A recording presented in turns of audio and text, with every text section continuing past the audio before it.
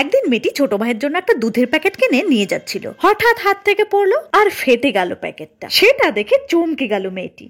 এরপর আবার দোকানে গিয়ে বলল, আঙ্কেল আঙ্কেল আমায় আরেকটা দুধের প্যাকেট দাও না। দোকানদার, তুই দুধের প্যাকেট নিয়ে ফেলে দিচ্ছিস, সেটার ভর্তুকি কি আমি দেবো? তখন মেয়েটি জানালো, আঙ্কেল যদি আমি দুধের প্যাকেটটা না নিয়ে যাই তাহলে মা আমাকে খুব মারবে আর আমার ভাই না খেয়েই থেকে যাবে। দোকানদার বলল, কেন?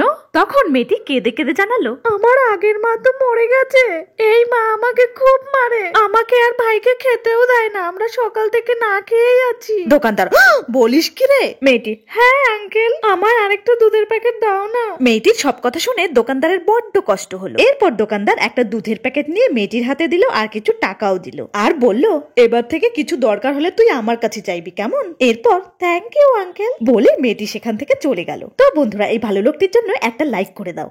একদিন এই লোকটি বলল, এই রেসে যে জিতবে সে এই টাকাগুলো আর সোনার চেনটা পাবে। তখন এই ছেলেটি বলল, শোন রে ফুলটুসি, আমি কোনোদিন কোনো রেসে হারিনি, বুঝলি? শুনে মেয়েটি বলল, এত অহংকার করো না, অহংকারের পতন হয়, বুঝলে? এরপর রেস শুরু হলো। তুমি স্কুলের কোনো গেমে প্রাইজ পেয়েছো? পেয়ে থাকলে ইয়েস কমেন্ট করো, না হলে নো কমেন্ট করো। ছুট লাগালো দুজনে। কিছু দূর যেতেই ও নো, হোঁচট খেয়ে পড়ে গেল মেয়েটি। কিন্তু হার মানলো না সে। মনে মনে মেয়েটি ভাবলো, যে করেই হোক এই রেসটা আমার জিততেই হবে, না হলে মায়ের চিকিৎসা করাতে পারবো না যে। এইদিকে ছেলেটি ভাবলো, আমি তো অনেক আগে, একটুখানি জিরিয়ে নেই, ফুলটুসি আমার ধারে কাছেও ঘেঁচতে পারবে না। এই ভেবে ছেলেটি গাছতলায় জিরোতে গিয়ে ঘুমিয়েই পড়লো। এইদিকে মেয়েটি তার লক্ষ্যে পৌঁছে গেল, জিতে গেল রেসটা। লোকটির কাছ থেকে টাকা আর সোনার চেন সবই পেয়ে গেল মেয়েটা। এইদিকে ছুটতে ছুটতে ছেলেটি এলো সেখানে, বলল, আরে ফুলটুসি কি করে জিতলো? তখন লোকটি বলল, অহংকার করলে পতন হয়, তাই কখনো অহংকার করো না।